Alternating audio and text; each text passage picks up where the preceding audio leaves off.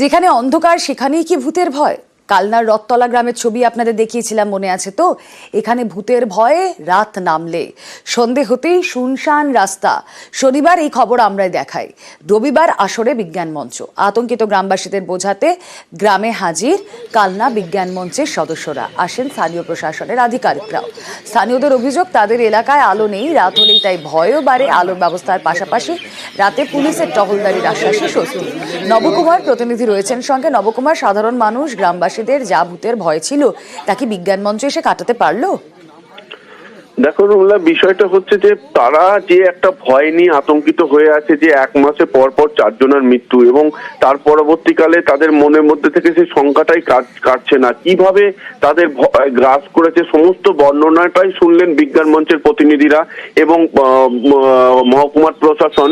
এবং টোটাল বিষয়টা শোনার পর তাদের ভেতরে যে ভয়েই টোটালটা আতঙ্কিত তারা, সেই বিষয়টা অনেকটাই তাদের মন থেকে মুছে দিতে পেরেছে। কিন্তু তারপরও তাদের দাবি যে এলাকায় ভয়ের পেছনে আরো একটি কারণ হচ্ছে রাত হলে অন্ধকারে কোনো কিছু দেখা যায় না, এলাকায় কোনো লাইটের ব্যবস্থা নেই। তড়ি হরি ব্লক প্রশাসন এবং মহকুমার প্রশাসন মিলে আজ রাতের মধ্যেই সেই লাইটের ব্যবস্থা করে দেবে বলে জানান, এবং এলাকায় যে পুলিশি টহলদারি আরো বাড়াবার কথা তারা জানায়, এবং এই কথাতে তারা অনেকটাই আশ্বস্ত হয়েছেন। এবং তারা এটাও জানিয়েছেন যে তাদের মন থেকে একটু ভয়ের কিছুটা হলেও সংখ্যাটা কমলো। বেশ,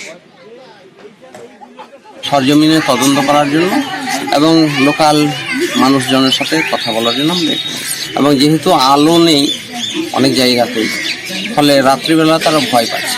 আলোর ব্যবস্থা হয় এবং এখানে পুলিশ প্যাট্রোলিং এর ব্যবস্থা থাকবে এবং লোকাল প্রশাসন থেকেও লোকজন আসবেন রাত্রিবেলা, এবং তাদের যাতে কনফিডেন্স আমরা বিল্ড করতে পারি। মানুষকে আশ্বস্ত করা যে ভৌতিক ব্যবস্থা নয়, ওটা ব্যাপারটা হচ্ছে দুর্ঘটনা ঘটেছে এবং সেখান থেকে আতঙ্কটা হয়েছে। কম সময়ে 4টে মৃত্যু এদের মধ্যে একটা ভয়ের পরিবেশ তৈরি করেছে, এবং যখনই ভয় হয় তার মধ্যে ভূতটা জড়িয়ে যায়। যেটা হয়েছে এটা আতঙ্ক থেকেই হয়েছে, ভৌতিক কোনো ঘটনা নয়। এখানকার পুলিশ প্রশাসন আছে, তারাও বলেন আমরা রাত্রে পেট্রোলিং করবো। আলোর সাহায্য যায়, আমরা অন্ধকারে বেরোতে পারছি না, আলোর ব্যবস্থাগুলো করুন বললো। হ্যাঁ, আলোর ব্যবস্থা করবো। এনারা এসে বোঝালেন, অনেকটা ভালো লাগলো। হ্যাঁ, ভালো লাগলো।